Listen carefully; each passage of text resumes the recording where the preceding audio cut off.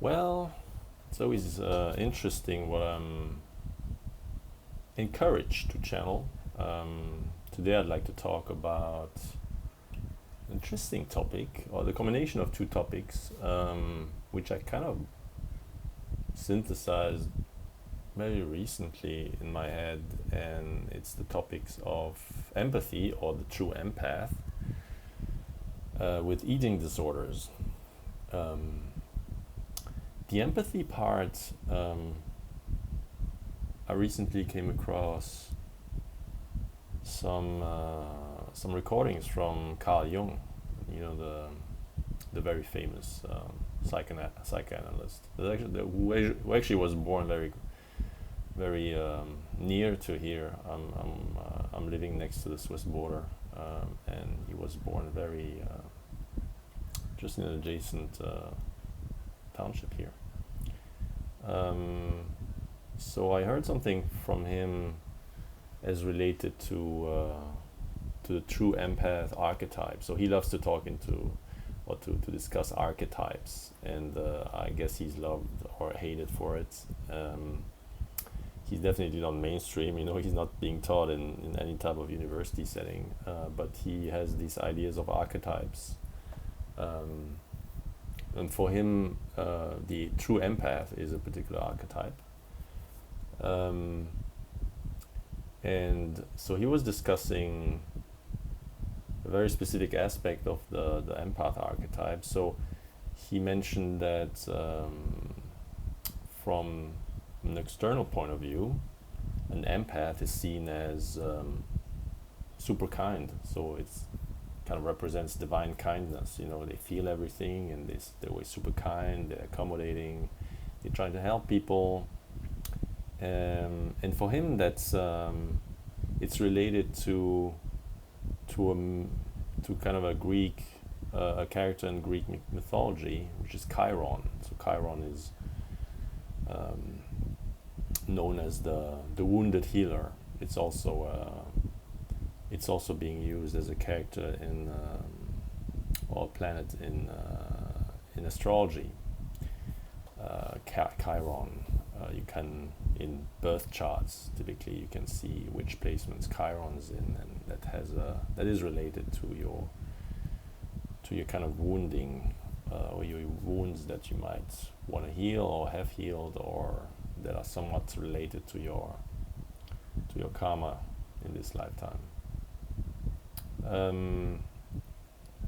And so for him, the empath goes beyond that. Just superficially it's seen as, a very kind person, but for him, this archetype is also somewhat represented as the modern mystic, the person that went so deep within that there's a transdimensional aspect to that wounded healer, or to that divine kindness. And as I'll talk later, so the shadow aspect of the empath is, or are, boundaries, the need for boundaries, the need for, when everything coalesces and the empath doesn't know what's his and what's not his or her energy. That's where boundaries are absolutely necessary for empath to be able to function and in the world, and carry out whatever path they're supposed to be on. What's the highest path in life? So how Jung characterizes the empath is where he draws the comparison of non-empath, which are basically wrapped in an armor. They have particular defense mechanism against the outer world, outer energies, and the empath is just stripped of that armor. He also, one other analogy he uses for the empath is like an open nerve. So if you ever have nerve pain, that area of your skin, for instance, would be extremely sensitive and it's painful. it's not just sensitive, it's actually painful. The intensity of the touch is so intense that you cannot bear it. So that's the analogy he uses, and that really fits. I consider myself a very deep empath, and how I always in my mind had the analogy was, if you would be stripped of your skin, of your outer layer, imagine you have a, well, it's like, I mean, I guess it's very related to the open nerve analogy. It's when, imagine you wouldn't have that skin that really reduces the intensity of touch. Well, you might feel, oh yeah, skin is very sensitive, but imagine you would remove it and you would have bare flesh. Well, then touch becomes very, very painful, because that threshold of intensity is reached where everything is just too much. And that's what the empath feels in any kind of, not just necessarily touch, but every kind of energy is amplified to a point where initially you have to start having, you need to be able to manage it, to deal with it. And that's not easy, because when you're born with it, no one's telling you, oh, by the way, you're an empath, so you need to have some strategies to deal with that kind of energetic intensity. No, it's, you need to find that out. Oh, and for me, it took years to relate to that empath thing, to kind of, well, it's not necessarily always useful to have a label, but having a label says, oh yeah, well, it kind of gives you a direction and might allow you to find people that feel similarly. So definitely early in my life, in my childhood, I felt that empathy to be kind of a curse, and I think Jung also talks about that. That there's a curse element to it, until you mature enough, or you have ways to understand it's actually a gift. But initially it feels like a curse, because you're unable to manage it, and everything is just too intense, and you don't feel like you fit into the world. And obviously the empath archetype, from a soul perspective, can merge then with other characteristics you may have. So this is just not one thing, but it might add up onto other things, and that makes it incredibly difficult to navigate life, especially early on, where you might not have your right bearings, or people around you might be different, and they don't understand you and you don't understand them. And definitely for me in my childhood, the world appeared foreign. I didn't feel, well, I still don't feel I belong here, and it's definitely, now I know that I chose to be here, so don't get me wrong, but I certainly do not belong here. So if you're in that position of an empath, that's where I'm coming back now to the eating disorders, or to any other psychological disorder. For me, I experienced eating disorders for an extended period of my life. It's way past gone now, but it was in my early in my childhood, and in my early kind of adolescence, early adulthood. You need to find, and that's where obviously my personal experiences with EDs, but it's also related to a lot of other disorders, I think, or things that are labeled as disorders, such as borderline personality syndrome, or things that are related to that thing. Neurodiversity, I think, can be, to some extent, all these things are overlapping. They belong from a professional point of view in different areas, but I think, and I'll get into that, I think there's an underlying overlap that I'd like to address here. And so for me, when you're in that deep state of, and it hijacks your nervous system as well, you're in that deeply intense life experience, and there must be an outlet. It's just, you build up there's so much tension based on what you experience, that it has somehow to be released. For me, it was, my channel was with eating disorders, and it was a way to cope, but inbuilt in that are also lessons. So I'm not sure whether I would have had the choice to choose my outlet, but it was definitely something that at the time it felt like it gripped me, so it was on top of things, it was like a bad thing. But in retrospect, I think it was just a way to deal with the empathy situation. Um, and I certainly do not want to generalize whatsoever my experience with eating disorders. Everyone has a different reason or identifies a different reason why they may have been down that road or had that particular experience.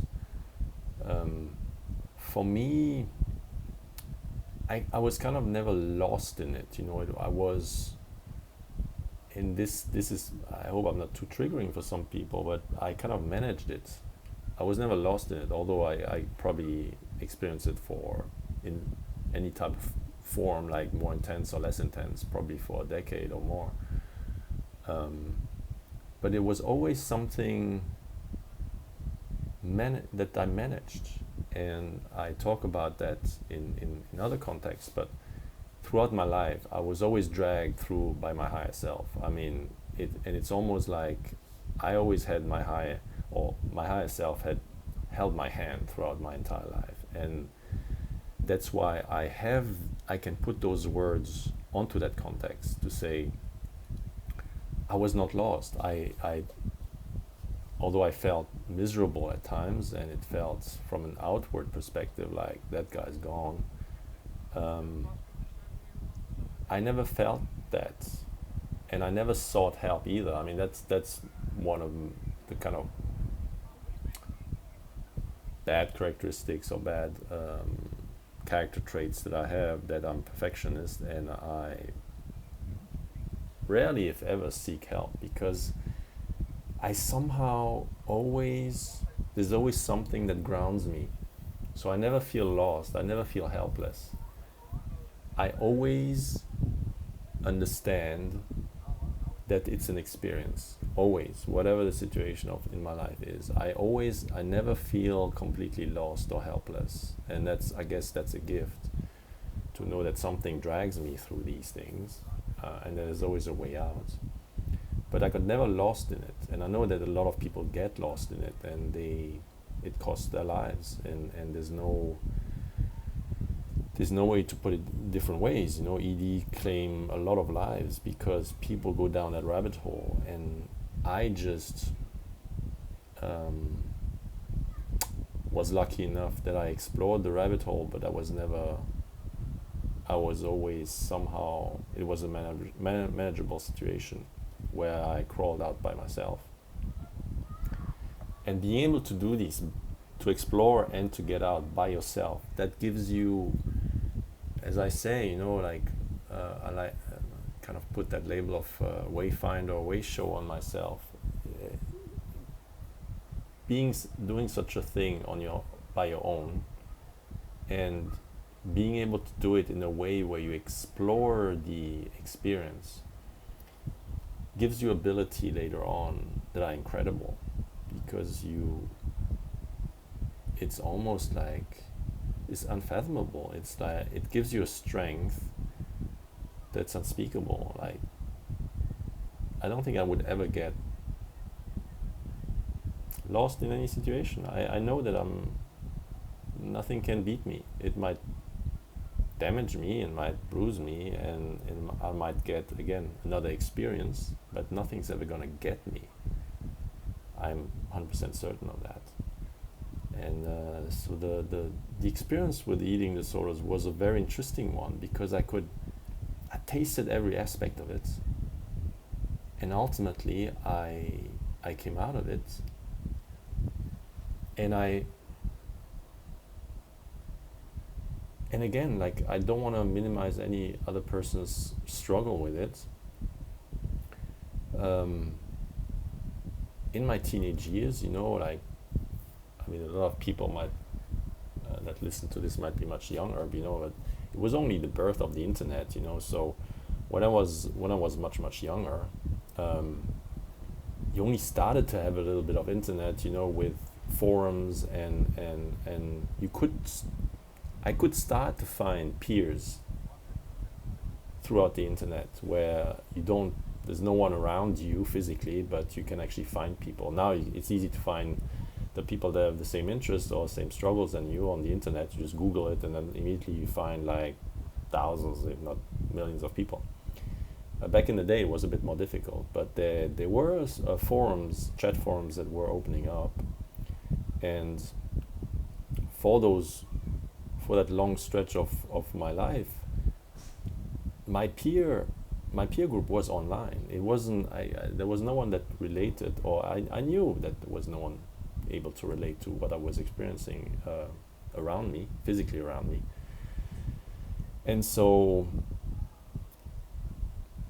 my deepest friendships and connections at the time were online with people, and a lot of them were institutionalized. They had borderline personality disorder. They were in a psychiatric ward or institution, or they chose themselves to be in there, so they had access to the internet, and I was in those forums, and I built those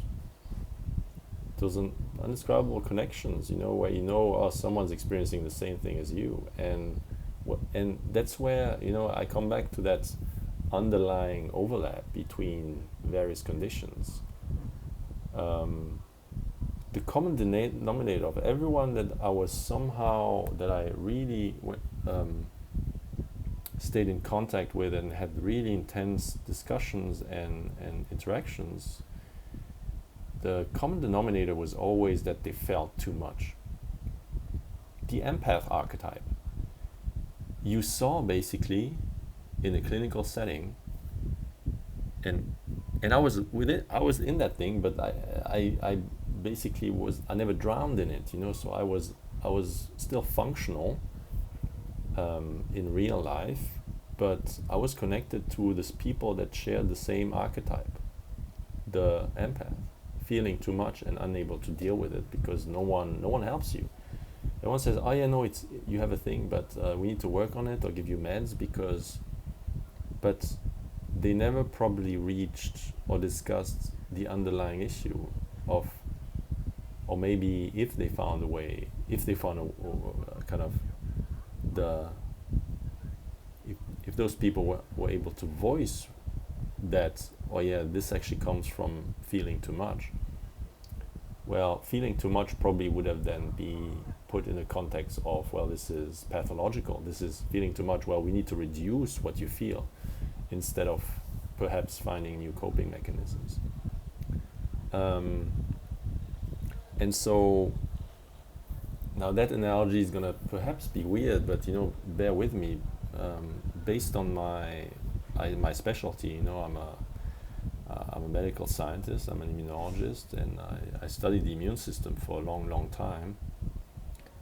And the analogy I'd like to see, so bear with me, in complex inflammatory diseases, let's say, I don't know, inflammatory bowel diseases, IBD or IBS, or these types of things where a label has been formed. Okay, we have IBD, then perhaps you have then the categorization of Crohn's disease, ulcerative colitis, but then underneath that, or even with the spectrum of IBS instead of IBD, maybe I'm exaggerating, but every year you change somehow the categorization, You say, okay, this is this clinically, this is this clinically. And in the context of immunological research, this has opened up a completely new type of categorization based on mechanism of action, based on pathophysiological mechanism. What is the underlying cause that drives a disease? So nowadays you can do so many things in research. You can sequence, you can look at the microbiome, you can do single cell transcriptomic analysis, you can take tissue biopsies and do single cell transcriptomic or analysis on that tissue, understanding cell-cell interactions. And if you do that with a large number of patients, and you superimpose, well, this was diagnosed as X, Y, Z, you can see that the the underlying mechanistic aspects do not always fit. And so now there's a lot of drive in that type of research to recategorize based on the underlying cause.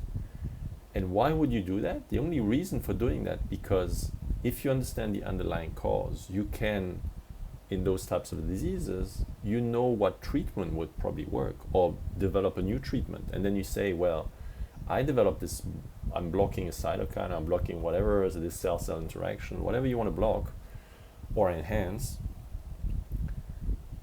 From the get-go, even if you develop IP or you develop a new drug, you say, well, this only going to work in this particular subset of patients. It might only be 5% or 10% of a broader pathological group, but you would then have to have a diagnostic test to test for that, and then as soon as it's positive or negative, you say, okay, that patient would respond to that treatment because I'm going directly to the root cause of the disease.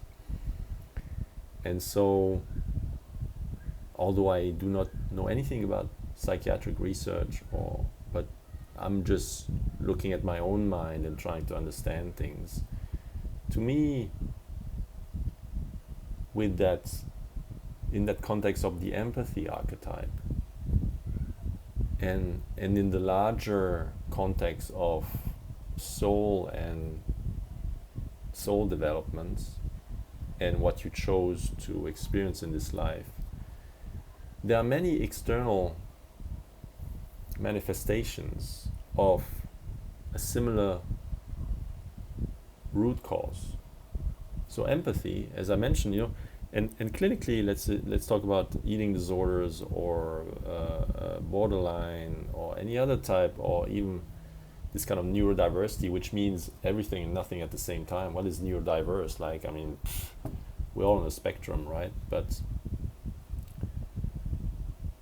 instead of categorizing based on personality disorders, because you could put things like borderline, and then you have something you have potentially, like it might be pulled in some contexts. I don't know enough, so don't quote me on that. With narcissistic personality disorders, so but that would have a different root cause. For me, intrinsically it feels different, so I think that entire thing of understanding actually the root cause of why a person has developed. So I'm not saying some things are not innate. So sometimes you're really born with an anomaly, and then you're basically going to have a psychiatric disorder. There might not be actually a spiritual root cause for having chosen that particular experience. There might actually be a somatic, a strongly somatic reason why you develop a particular pathology. But I'm saying that kind of lost my train of thought, but if we perhaps there's a new way to recategorize those manifestations based on these are all things that are coping mechanisms for a particular trait, and those coping mechanisms might look completely different, but they're coping for the same underlying cause, which in the context of empathy would be feeling too much. So how can you release that? How can you deal with that? So I think there's something to say about that there might be, from a spiritual point of view, from a psychoanalytical point of view, there might be an area, there might be room for that type of development in the field. So coming back to Jung, so he was talking about that blessing and curse, of the empath, the fact that they, as he puts it, empath identify with suffering itself at some stage, because they cannot, before you achieve detachment of your situation, and that was definitely me in the beginning, where you're not detached yet, you are fully identified with it, so you identify with the suffering, because it's for you, it's all suffering. It's everything is too much, and you don't understand any of it, and you're just in that. For me, I feel that I froze from birth. I was just like, I was in a situation where I didn't know what the hell was happening. I reincarnated, and I couldn't manage the sensory and energetic overload that I was immersed in from birth, basically.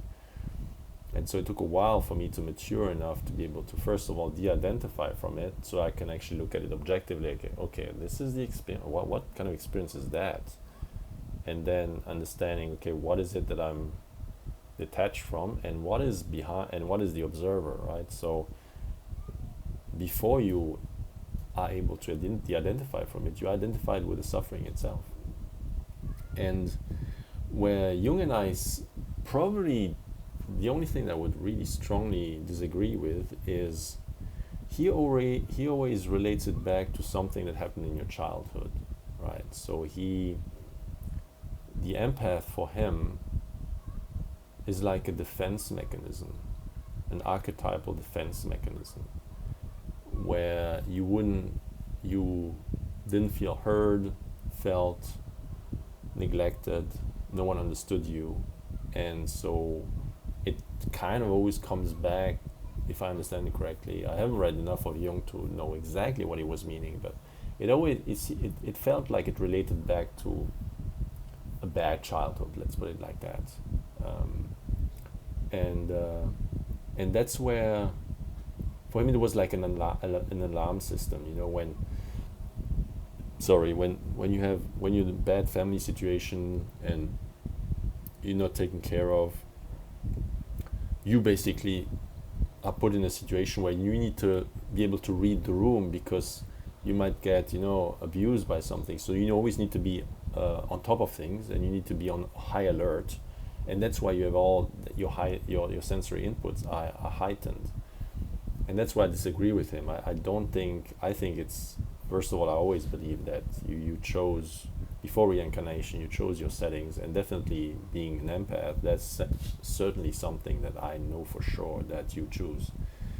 So, and I, for myself, I never experienced abuse or anything like that. I was just identified with suffering itself, and I suffered for the world, and I couldn't detach myself from it. So, and there was nothing in my childhood that would have, it wasn't an alarm system for me at all. So that's where Jung and I disagree to a large extent. I believe that's something that you chose, and to have that experience, to be able to be in a position to, over your lifetime, to find the gift in it. You should never, like, if you still perceive your empathy to be a curse, believe me, like, there's at the far end of the path, you will see it as a gift. It doesn't negate anything that would have happened in your past. So all the shit that would have happened is not negated by the fact that you could still see it as a gift. That's what transmutation is. You see it from a different perspective and context.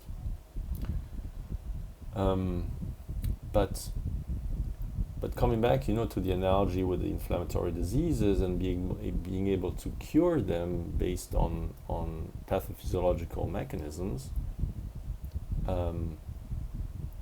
that's where the spiritual perspective on things like ED or borderline, it gives you a new therapeutic option or a new therapeutic approach, where you reframe it, you reframe your life,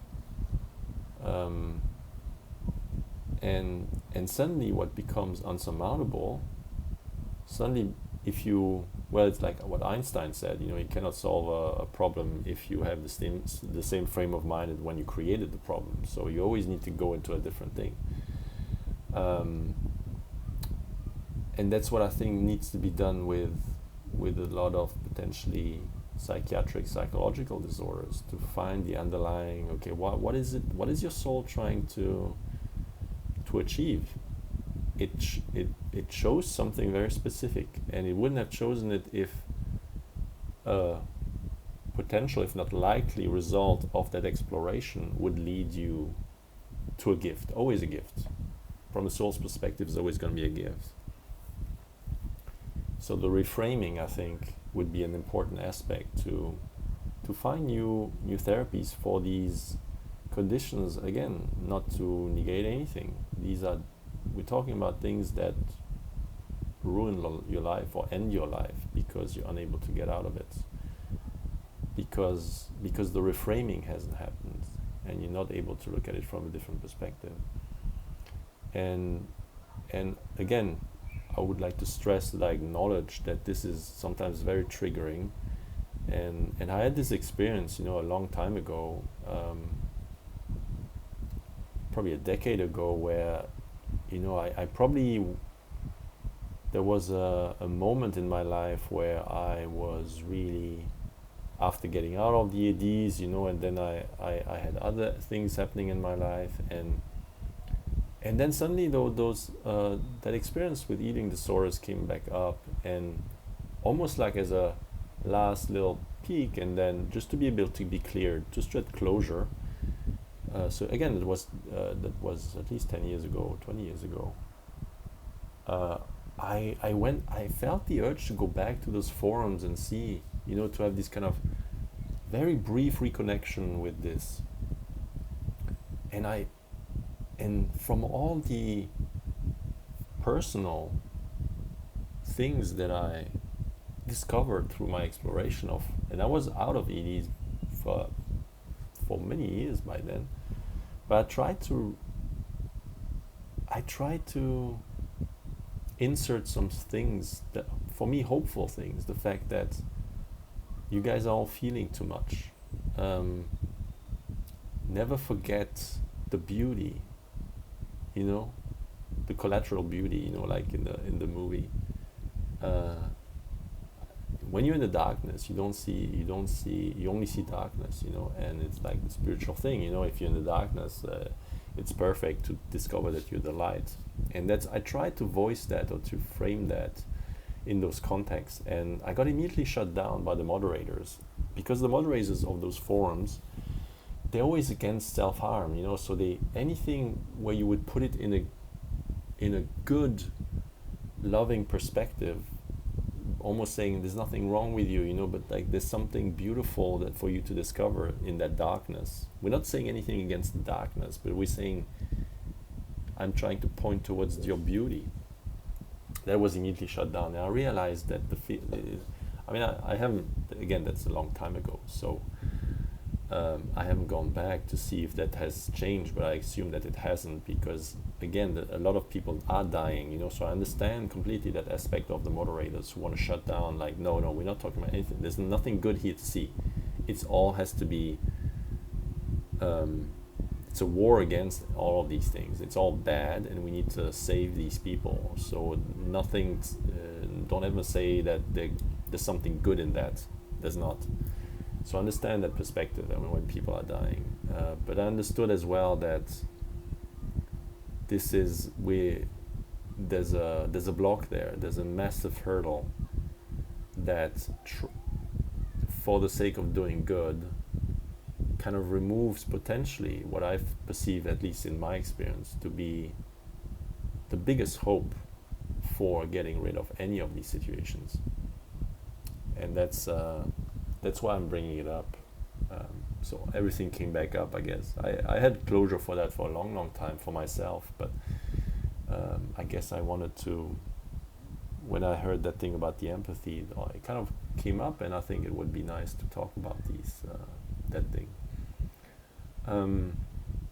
Now just a little discussion on boundaries, because that was, not that I don't want to really talk about boundaries, but it was something that was narrated in that context of Jung, that the shadow side of the empath are boundaries, and you need to find boundaries so you can, and of course, like the lowest hanging fruit here is you need to know what's self and what's not self. So you cannot, if you still remain identified with the suffering of the world, well, there's no boundary in that. But boundary is always something that I'm still not sure about my feelings about boundaries, because for me, I always, and that could be part of my shadow, is I always felt boundaries to be signs of weakness. I always felt like, well, I know that I am a unlimited and immortal soul that has this experience here, and my perfectionism tells me that, well, if I can fully identify with that formless higher self of mine, nothing can touch me, nothing can bother me. That there's some shadow in that, because we're obviously living in the physical world, so I can be hurt and I can be physically damaged or bruised. But for me, like the fact of, for instance, like boundaries of people telling them, oh yeah, you can't, I'm not open for business if you want to do X, Y, and Z. I always had that issue that, well, if I really embody the strength of my soul, which I know is considerable, I don't need any boundaries. So I still have that. I'm still working on, I think, my concept and my likes or dislikes of boundaries. This was also particularly kind of highlighted to me when I did a lot of circling, or I talked about circling before, or any type of relational presence or transformational connection, when you just are in a group of people, and you basically channel everything that comes through you, all the emotions, all the sometimes anger or things like that, and everyone's in that, and so you might be the recipient of some, oh yeah, I get this weird feeling from you, blah blah blah. And so in that context, there's a lot of discussion about boundaries, where although everyone's supposed to really give free reins to whatever bubbles up, everyone's sharing, because there's I like that aspect of a group intelligence. But there's, like, I always refuted boundaries in that way. If someone wants to tell me they get that energy, that doesn't touch me. Like, it doesn't. I choose if I identify with whatever other people perceive of me. So, but when people brought up, oh yeah, no, I need more boundaries here because I cannot deal. To me, that my perfectionism always tells me, oh, this is just weakness, and I understand that this is my shadow, that I would need to work on, and I fully understand that the need for boundaries. But for me myself, I'm still in that exploration of boundaries, and I still, there's still this exploration of no boundary is needed, until maybe one day I feel that I need to have strong boundaries with some people. But at this time, the boundary, and maybe indirectly in the general context of that exploration of empathy, the Jung, obviously because I'm able now to speak about all these things over time. I had that boundary with the world, but I perceive it more as de-identification. I de-identify from everything that's not me, and now I'm me. But now that I've done that, for me the thing is, well, as long as I'm focused on myself, it's untouchable. Like, I don't need any boundary because nothing can be touched. And I understand that on a very, very deep level. So for me, the exploration is more, so that's for me is a fact. The exploration is more in very practical, pragmatic ways to deal with the physical world. Sometimes you have to set boundaries with people. I understand all that. But anyway, I'm rambling. I'm still in that exploration of the boundary.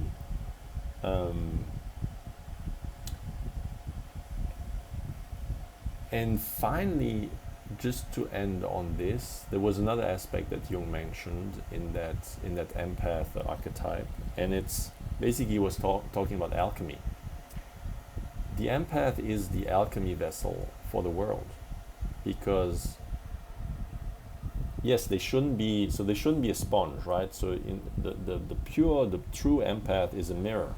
It's not a sponge. Like initially, you're always a sponge because you don't know how to categorize things and you don't know what's you, what's not you. That's the sponge that grabs everything and identifies with it. But at its truest expression, the empath is a mirror because it senses everything, but then it reflects back to the universe, to the person, to the world. And the fact that it does that creates alchemy. It alchemizes energies into their highest form. And but he always mentions that, in this kind of alchemy, as well, turning some kind of metal into gold and blah blah blah. His analogy is that the vessel, so the empath, has to withstand fire, and so that's the energetic molding of or tempering, initial tempering through pain of the empath until it's strong enough to be the vessel for alchemy in the world. And I think that's a beautiful way to look at it. But there's a lot of pain. It's like tempering metal, it's like it has to be heated, cooled down, and but then you end up with the strongest vessel. It can withstand anything, and that's the beauty behind it. And I'm just gonna finish with, as related to just a small little anecdote as related to my eating disorders. It was mostly anorexia, but also had bulimia, just to get at the last few years, just to get out of it because I couldn't really hold food, or I didn't want to hold it.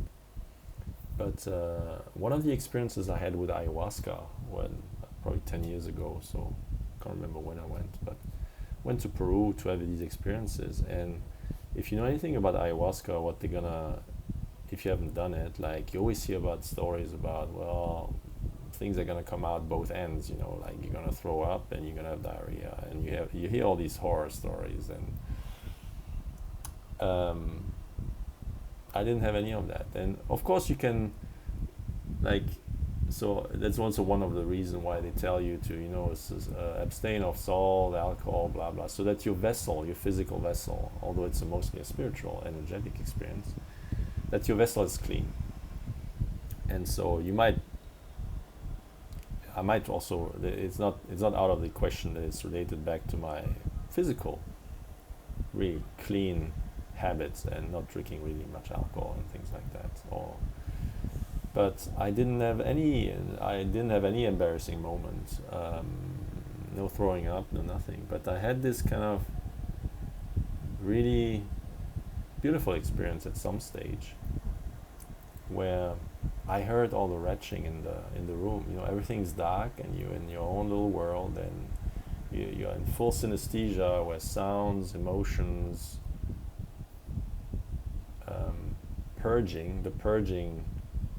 the retching that you hear are people purging emotions. It's the physical manifestation of an emotion that came up and has to be physically purged.